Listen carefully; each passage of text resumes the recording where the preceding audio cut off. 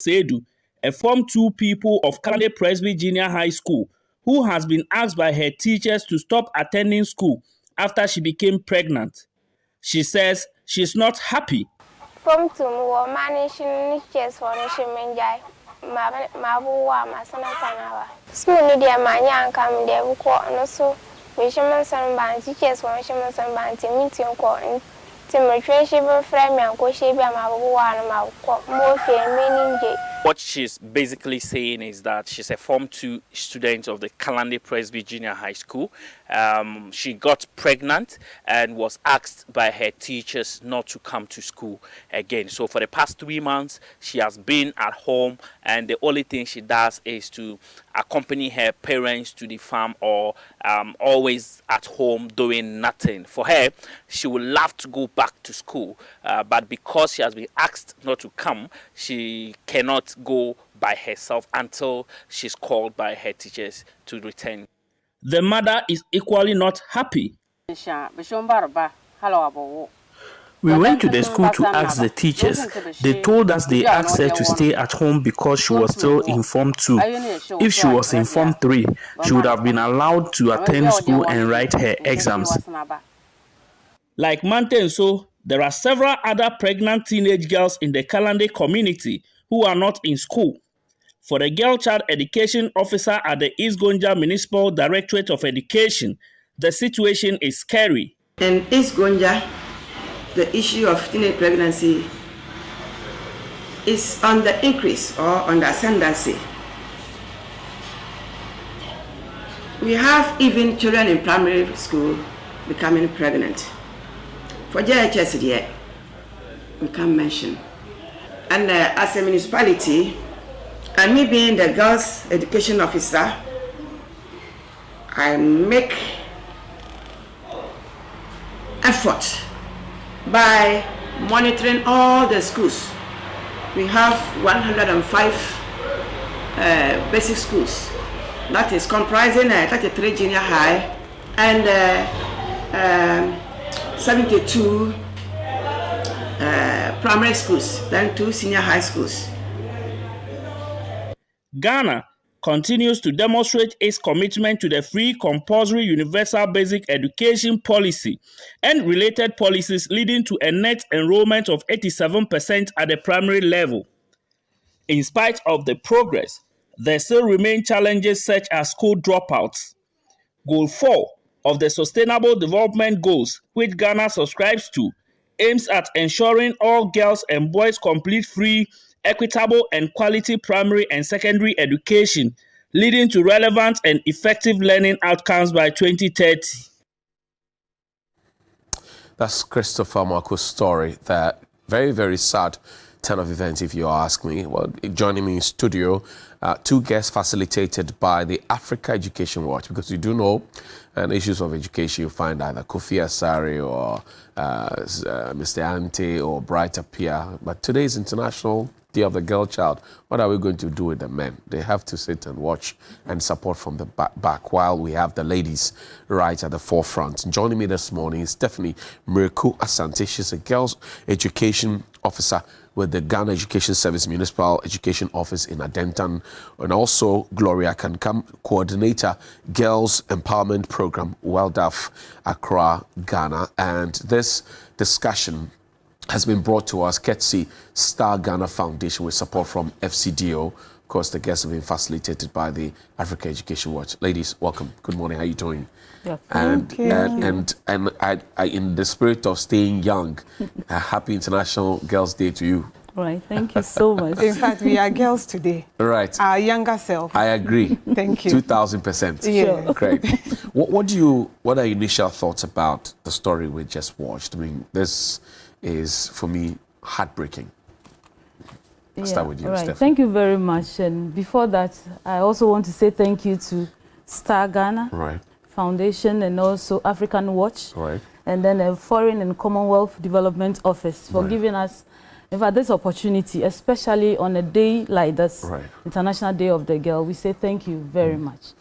With the story you just showed, it's worrying, and I can say that it's because our schools, most of them are not well informed about the re-entry policy.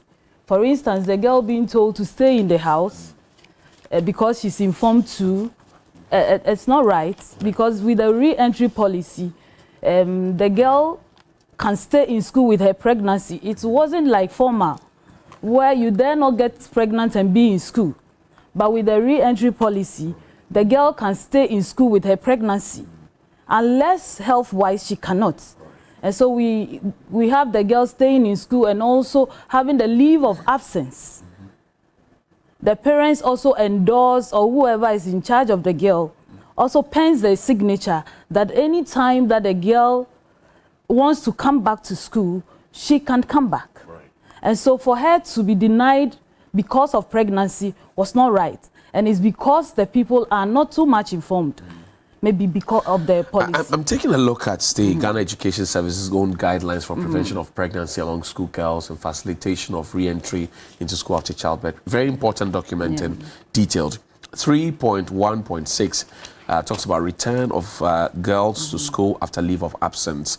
It says the young mother has a right to return to school after childbirth. Ideally, the girl should be encouraged to return to school immediately after maternity leave. The girl has the option to return to her former school. Transfer to another school should not be mandatory except where the girl child wishes to do so. The letter of leave of absence must be submitted on a return to the school. The class she is admitted to on her return will depend on the length of time she stayed away on her academic performance. And school authorities must encourage teachers and peers to support girls who return to school after childbirth to catch up with their colleagues in the academic work. Here is a situation clearly flouting this sixth rule, which every GES employee should know about. What do you say to it? As I said earlier, it's because maybe at the grassroots, most of them are not informed. Right. But we've been trained, especially the girls' education officers. Right. We coordinate the activities of the girls in the school. We have the school-based facilitators. Okay. They represent us at the grassroots. Right. And so they are also trained. But sometimes, because of funding and all that, the information is not able to get to them. Okay. And so some of these things, but it's just because they are not too much informed. We'll come back to check out some of your constraints and how we can support you to deliver. Right. But Gloria, what do you say? Your initial comments about the story we just watched. Heartbreaking. Because, let me start with 2020. The research that Ghana Health Service conducted with UNFPA, almost 11,000 girls, teenage girls, got pregnant. As of today, officially, not one single man has been prosecuted.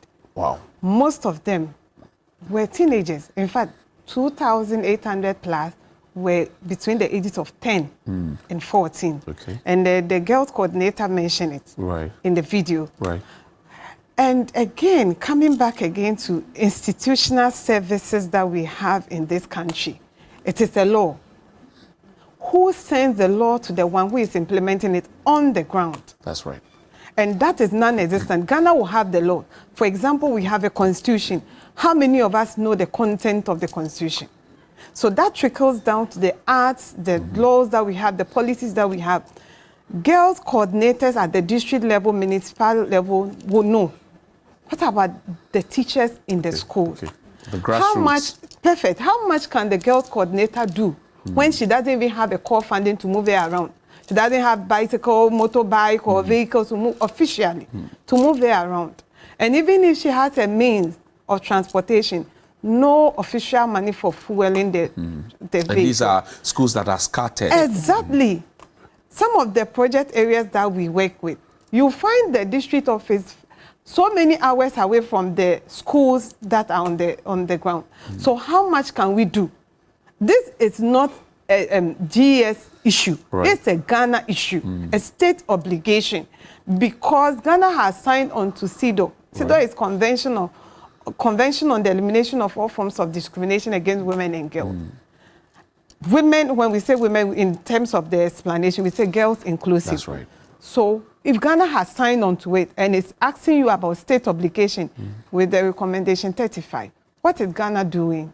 Which also talks about sexual and gender-based violence. And you say shockingly, more than 11,000 girls who were put in a family way. Exactly. And nobody has been prosecuted for that. Only one year. Only one person. Only 1 year. Not even one person. We don't know of. So you say within a space of 1 year? 1 year, 2020, that period of the children were home in the COVID. And this is one that is recorded. There are several of them that are not recorded. In fact, in our own project where we have the Girls Empowerment Program, we had 7 girls who became pregnant. Wow. And one of them delivered, 1 month, her own mother delivered. And last year, a day like this girl put her baby at her back and he joined the procession. When they said, it's paid, I didn't know what to do with myself. Now, it's the girls coordinator again who we have to beg her to go to the home. The mother doesn't want the girl to come back to school. But at least the girls coordinator now has. And so next academic year, this girl she'll be back. We'll talk about re-entry, but I also read the data suggesting that majority of the girls between 15 and 19 are usually married off. Some are married before they even turn 18. What would you say are the causes of these child marriages? Thank you very much. As we said earlier, teenage pregnancy is a factor. When these girls get pregnant, they are forced into marriage. Right. Because the parents don't want to bear the shame of it. And so why will I bear this shame? Just go to whoever got you pregnant. And so they are pushed into early marriages. Right. It's also because of how the perception of a community or how they see it, it becomes a norm. It becomes a norm. And so these girls, it's a normal thing. It's a normal thing for them. For them to send these girls into Let me bring Gloria in. Let's look at the effects. Child marriages, especially these girls, education is truncated, they become a burden on the parents. But what effects have you seen since you started working? Child marriage itself is a cause and an effect at the same time. It's a cause and it's an effect because it comes from sexual and gender-based violence. It's the component under sexual and gender-based violence. That girl becomes pregnant because someone abused her sexually, mostly. And this might be as a result of poverty. We are getting research and reports that girls are now doing transactional sex for sex sanitary pad. Wow. Yes, so these are real issues on the ground. They're having sex in exchange for sanitary pad. Sanitary because pad. They can't afford it. Perfect. So that is what? Poverty.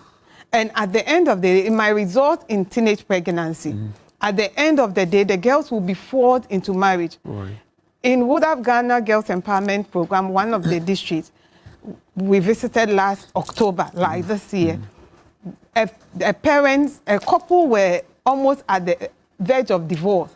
And we had to come in because the father said the girl became pregnant. The father said the girl must be married off to the guy who was not working. And the mother said no, they should take their child and take care of. And these are all issues that are very critical. And again, I come back to state obligation. If Ghana has signed on to education for all, how education for all is it? If Ghana has F-cube in the Constitution, 1992 Constitution, as supreme law, how is education free for all? Do you see? Because let me talk from the. Do you see a future where, in spite of the fact that we're talking about affirmative action, we're talking about the inclusion of women. Women make up more than 50% of the population, and yet, if this situation persists, we will not have a lot more women at the forefront in key strategic positions, like you and Stephanie. Yeah. I was going to link it to even from the human rights perspective. Right. You cannot say you give somebody education, but you don't give the person the needs that the person needs to get the education. Right. So you cannot tell me this is a classroom, this is a teacher, and then you don't provide me with sanitary pad. Interestingly, Ghana has put tax on sanitary pad importation. Right. And how else are we even doing ourselves as a country? If we have the girls' education whole unit, we have the district office, we have district assemblies there, we have common fund. How else is Ghana doing? Instead of importing, making the sanitary part ourselves here. Okay, you're calling for local participation. Stephanie, so these are very revealing, underwhelming issues. How is your department dealing with it in terms of trying to put in measures so people understand this? I see there's a disconnect. The rural, teacher who may not have the requisite resources to go around. I see the parents, for example, in the mix. Now I'm learning children are trading sex for sanitary parts.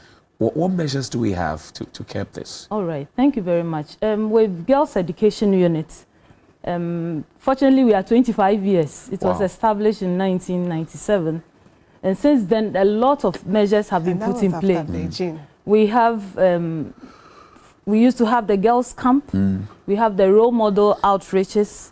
We do sensitization on some of these things, early marriage, teenage pregnancy, health issues, reproductive health, and all that. And then just after COVID, we had to do the re-entry policy. Right. How's that going? Yeah, it's going well. It's going well. It's just some few challenges of funding to go to the remote areas and be able to do the sensitization. But we have done a back to school. You know, most of the girls stayed out of school because of the COVID and all that. So we collaborated with Planned Ghana, where all the districts were trained, the school-based facilitators and girls officers. We went to the schools during PTA meetings. We did sensitization for parents to know that the schools are safe and the girls could come back to school. Because if we should leave these girls at home just because of this COVID, then we will have the effects of these teenage pregnancies, and automatically they will drop out. So my unit did all this. We did a back to school. We did a safe school. It's also a policy now. The safe school, where we spoke about the safety of the school, that the school is welcoming, and then we also did sensitization against all forms of abuses.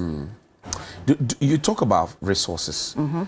I suspect you don't get enough money to do these things that you, because if you are properly funded, I can imagine the impact, you know, but you don't get the funding. Sure. Why is that? Yes, I can see it starting from the higher authority. Girls' education, you'll be surprised, in my district at Denta, I don't even have a seat. Yes, I don't have a table, I don't have a chair. At the assembly? Yes. Your education office? In my office, you as a coordinator. Managing the girls in Adenta, supposed to be educating them, talking to their parents. You don't have a desk? I don't have a desk. I have done girls' education for 10 years. And you don't have a desk? I don't have a desk, but I've been able to do girls' camp. I've done role model outreaches. I get over 500 girls because I do virtually everything by myself. It's your passion. And you work alone? Girls' education is a one-man unit, but I coordinate with guidance and counseling and the other coordinators. So I can talk about success stories. You work from your car, literally, and you I don't have a car. I work outside. So you work from the veranda. And you have been able to achieve this on your own, one man trying to coordinate. I can only imagine how much you can achieve if attention is paid to it. Yes, it's very serious. We don't have the resources. You must be frustrated at some point. Yeah, at a point you want to stay away, but because of the passion, you see these girls in a way perishing. They are getting pregnant, they are dropping out of school, they are being abused. And so you want to follow their course. You want to see them back to school. And I've been able to get not less than 5 men at the bar. Wow. They've been in prison for abusing our girls. Abusing the girls. And I've done, as I said earlier, I've done role model outreaches. Over 500 girls every year. I go for girls camp. I go for sponsorship. I speak to individuals. Action Aid has been very supportive. Planned Ghana has been supportive. We're talking about formally Comfort. Comfort used to support us, and also I can talk about WUSC, World University Service of Canada. But for these organizations, the state itself is reneging on this effort to push the agenda of the girl child. Yes, not a dime. Wow. Not a dime, unless maybe from head office they have some training. They also go for funding and they're able to train us. Formerly, we used to meet every year. They bring the girls officers from all over the country. We meet in Legon, and then we discuss issues affecting girls, some of the new policies and all that. It was formerly sponsored by Comfort. But now we don't have it because of But the sponsorship. president at the recently ended Global Citizens Festival made a strong commitment to the girl child. Now I'm hearing re-entry, I'm hearing sex for parts, I'm hearing no desk, I'm hearing this, I'm hearing no funds. It makes me start wondering again, are we really serious with this re-entry thing? Because if somebody gets pregnant in Form 1 of free SHS, I can understand that in junior secondary school they can always come back. But the way free SHS is structured, once you get in Form 1, you are a cohort of, say, 2022. If you drop out because of pregnancy, you lose your chance to continue unless you go and find a private school. And I'm wondering how the re-entry policy is working at the SHS level. How is it working? Yeah, when it comes to that, mostly the data is collected at the head office. And then the girls' education unit is able to get these girls back to school. So if you have issues of that nature, provided I think you haven't stayed for a long time, then the girls' education unit head office is able to reintegrate you or come back to school. So if anybody has a challenge, the best place to go is to go to the girls' education unit at the head office. I'll come to Gloria shortly because I want to ask her about the gaps in trying to get people prosecuted, you know, for these things that they do. Is it a fault of the judiciary, police, whatever it is? But how effective is your collaboration with the guidance and counseling units? Are they just on paper? Are they available in the schools? Or is this just one other teacher who is given that additional role? So we don't have proper counselors, just one teacher who vibes with the girls. So they say, oh, madam, go and counsel the girls. Is that what we do? In a way, yes. We have the challenge of, we have them in the schools. We have a coordinator for guidance and counseling. Who is a teacher? Who is an officer like me. Like you, okay. Yes, and then we have the in-school, just as the girls' education officers. But the same guidance and counseling at the primary school is a teacher. It's a classroom teacher. So that's an additional responsibility. Yes, an additional. You have to leave these children to be able to do your counseling services. And it doesn't make it so effective. You see, so that is one of the challenges. If we should have a special, let's say one person, especially with the secondary schools, we have them, but some of them still teach. But if we should get a unit set up for guidance and counseling, in our schools or even in the office, well furnished, just like girls' education, then there will be that collaboration, there will be the effectiveness of these Gloria, let me bring in, what are the gaps that you have identified? You mentioned like 11,000 girls, nobody has been prosecuted, just 1 year. What are the gaps in trying to report and get people prosecuted for these heinous crimes against our girls, our future leaders? The first starts with the medical reports. That gives evidence that you have been defiled, you have been raped. That's right. So if you don't have the medical report, that means you have no case. There's no case. The police can do nothing. The law says that we have the Domestic Violence Act, Article Section 3, and also the Hospital Fees Act, Section 3 and 8, which say that if you don't have money, the hospital administration must pay, meaning government. Okay. But nobody is willing to do that. Governments upon government have refused. When we had the Domestic Violence Act in 2007, a fund was instituted. Money was put in that fund. From that time till today, nobody knows how much is in it now. Nobody knows how we have to disburse that money. So there are lots of issues, and that comes if I get you well, let's say somebody rapes me. I'm a girl child. Somebody rapes me. Yeah, or defiles you. I go to the police station to report. They give me a medical form. I have to take it to a public hospital. Yeah. And then I have to foot the bill. Sure. Exactly. So if I cannot foot it, the government or the hospital must do, but they don't do it. No, you don't have to. It is the state that has to. But then some of the victims I've spoken to say they have to fork out the money. The state is supposed to, but it is not done. So parents and relatives and family have to pay. So it means that if the parents or the family don't have the money, evidence is dead, case is gone. And guess how much they are paying? Between 400 and 1,005 Ghana cedis. How many of us have that money lying down? So meaning that the person will not go back to the police again, and then there will be no case. And the man walks free. And meanwhile, when there's a defilement, rape, or incest or sodomy, it is the perpetrator versus the state. That's right. Me, if I'm a victim, or a survivor, I'm only a witness. Yeah, witness, that's right. But if I don't have a medical report to prove, how do I go to give evidence in court or to the police? And if you delay, the evidence will maybe destroyed. Denied. Because the doctor cannot even if see the doctor, even if it delays and there's money to do that, why not? And this one, I will say congratulations to LECMA, Lejokuku Municipal Assembly, Honorable Mordecai. He has instituted his own policy where if a girl is raped in that municipality, you can go and the district will pay. But the medical bill. There's also, of course, the police can give you a report to that effect that you can't afford it. But do they do that? The police cannot, because how we work through a lot of protocols in this country and bureaucracy. The police only needs your medical report proving that you have been defiled, raped, or sodomized, or incest by somebody. But if you don't have that evidence, the police can do nothing. And that is what is making us do. We have a lot of underreported cases. And even when they have the medical report, how to go to court? Meanwhile, the court's registry is supposed to pay the transportation in the law, to pay the transportation of the survivor, the transportation of the perpetrator, so that the case can move on. All of this, everybody is quiet on it. They are. And our president is the gender champion. And in his term, he took the Ministry of Gender out of cabinet. Look at a ministry that has 18 mandates, including that of the girl child.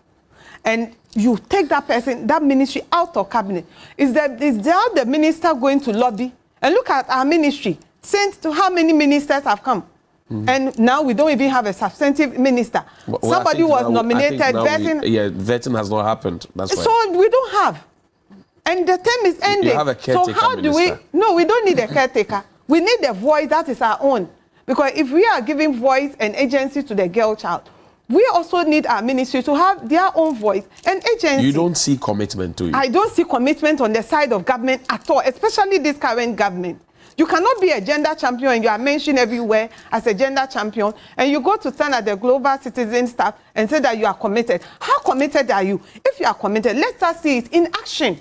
Because it can't, like she said, sometimes we get frustrated and we think that we shouldn't go on. Like she's saying, sometimes you have a case is because we work with the police, you get the police, a perpetrator arrested. For example, if it's an incest, the father goes to prison, that child cannot return to that home. Right. And immediately you need to look for a shelter. How else can we look for shelter? We don't have the Even shelters. UNFPA has supported an organization to build a shelter. Ministry of Gender has not given them the license to operate. So when you get these cases, as I'm talking now, there's a girl staying with a headmistress with the report, a permission from the police, because the stepfather was abusing her sexually for 7 years. Now she cannot go back. She herself said she doesn't want to go back to that home. Even when the man was arrested, he was on remand for almost like 2 months. They gave him bail. Again, now every case is bailable. They gave him bail, and then the police tells us that, oh, now it's with the court. The court has to decide. And what I realized in this country, once bail is given, consider the case. The matter is gone. Exactly. Because the case tracking system. So there are real issues on the ground that government has to commit, because you cannot go and sign UN document, fine document, AU, ECOWAS, and think that it's okay. It's not. It's not about signing. It's about commitment. See, she alone, look at so many things she has done. I'm looking at the annual budget. And then I break it down to the institutional budget. And I'm looking at what they give you. Less than, 5%, sometimes 3%. And I'm wondering how you go around. It's like squeezing water out of a stone. Literally non-existent. Because where is the money? Before it will even get to you, it's finished. There are other things. So girls' education is not a priority. At all. We have a lot of challenges. But it's not a priority. If you want to sit down and wait for governments or wait for my mother institution, GES, at the grassroots, you wouldn't work. But you see the challenges that these girls are going through. They are dropping out. They are being abused. Will you just stay there and watch? No, it's a passion. I always say it's a calling. It's just like you've been called into ministry. In the guidelines, I read, for example, that they say, We encourage the girls that the schools are safe, their peers will not tease them, they will support them, teachers and all of that. The story we played for you showed obviously a trained teacher who sacked somebody from school. And then we're talking about comfortability in terms of pregnancy. If I'm heavily pregnant, the chair I sit on should be comfortable. If not, I'll have back problems. Do we have those chairs? Unfortunately, we in our government institutions, or government schools, our chairs are mostly the dual. Right, the dual decks. Dual decks, 2-3 people. A pregnant woman to share that. To share that. It's not too comfortable. But you put it in your guidelines here. It's there. So again, it's on paper. It's there. It's rather unfortunate, but the ultimate is getting the girl in school. Right. That is why we have the leeway in case health issues, she's not able to stay in school. Then she's given that leave of absence. Okay. What's the plan to reform and reintegrate them? We'll end on that one. Okay. What's the way forward? Well, the way forward is to get our institutions working. Funding is a factor. We can't put the institutions there. Right. For instance, girls' education is there. We have no funding. DOFSU has been established. No funding. Go to gender. Departments of Children. Children, no funding. Hey. We cannot just put the institutions there. We need to fund them. We have to go to the schools. We have to go to the communities, do sensitization. We have to do programs, like some of the things that I've been doing. Right. The role model has done a lot. We have, and this is annual. You do it annually. I do it annually, and trying even to look for money from people, call people. Sure. I'm sure people think that you worry them too much. I do. Stephanie, you're hard too much. Stephanie, they be your prepared. I do.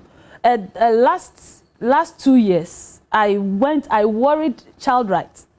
I went to him personally. I said, help me.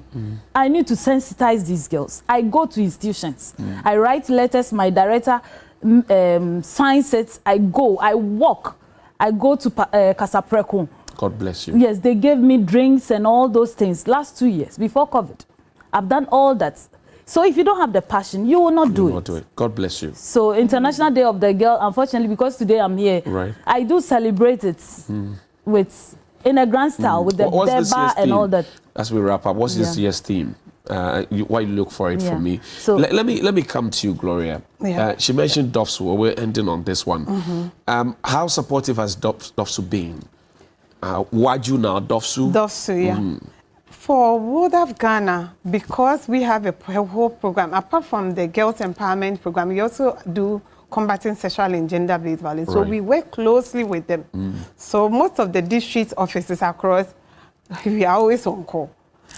So they've been supportive, including the head office. We involve them in almost all our activities. For example, 16 days is coming, they are part of that. So once you call, those who attend. Okay. But sometimes, again, the medical report, becomes an impediment. But what I want to add up to, Ghana has a strategic framework on ending child marriage. Another paperwork. Funded by UNICEF. And see, Star Ghana and EduWatch, they are looking at strengthening the responses. Have you ever heard government saying that they are strengthening responses? So we put the paper together like this. How do we help to strengthen the response or even get the message in this document down to everybody? You remember she mentioned 25 years of the Girls' Education Unit, which gave birth to it. What international program gave birth to it? Beijing. Right. Beijing plus 25 has happened 2 years ago. And that was when Nana Kunedu, if you remember, when we were going out, we used to send your girl child to school. I'm wondering how she's feeling by now. If these government cannot even celebrate the 25 years and see how much progress we have made, where are the gaps, what we need to do as a nation? Because we cannot keep having documents, and then we are not using the document to work. When I came sitting there, they are talking about money. Every time they are talking about money. The money too, we don't even know how it's being used. Looking for loan. The money comes, but you don't see the money. We don't see the money being implemented into and then they will tell us misappropriation. We don't need misappropriation. We need our money. Appropriation. With a perfect. We need our money to get disseminated messages to every Ghanaian. I hear you. We have to go. What's the theme for this year? This year we have it. Our time is now. Our rights, our future. Right. Our time is now. Our rights, our future. And we're celebrating the International Day of the Girl Child. I wish you well. And I pray that you will continue to find help when you reach out to people. And congratulations. I will try and advocate so that they give you a chair. Big woman like you can't be standing on veranda to be working. It makes it look like the whole country is a crime scene. Yes. Yeah, and we must not engage that. Yes. Gloria. So I want to tell every girl watching that you are smart. No matter what we tell you, no matter how we make you feel, you have the power to do anything that you set your mind up to. We are creating safe spaces for all girls. Today is our day. Let's celebrate ourselves, no matter what. And if you are pregnant or you have been pregnant, you're a teenage mother, please, that's not the end of the world. Go back to school. You can make it. Just within 4 years, 5 years, 7 years, you'll be at the top. And you'll be an example for someone to look up to. Right. Let's get our girls back to school. Girls, we celebrate you. And I celebrate my younger self too. Right. So on that note, I also want to say that education is the only equalizer. Education is the only equalizer. Thank you very much indeed, Stephanie Miracle Santi, Girls Education Officer, GES Municipal Education Office at Adentan. She is not inside the office because she doesn't have a desk. Professor Opoku-Amankwa, good morning to you. And I hope that she's not stigmatized because of this or picked on, because I've had occasion where people come from state institutions, they tell us the truth, and then later they become subject of victimization. I hope that we find people chairs to work. I want this to be actualized. I want all the other documents and policies to be actualized. I want them to be giving fund. And Gloria can come as a coordinator, Girls Empowerment Program, World of Ghana. And this, the guests have been facilitated by the Africa Education Watch, Kofi Asare and his team, and also this conversation supported by Star Ghana Foundation and the FCDO. We'll see you after the break. The sports, entertainment, and some more conversation, MasterCard and the rest. We'll talk to you about it, but celebrate your girls.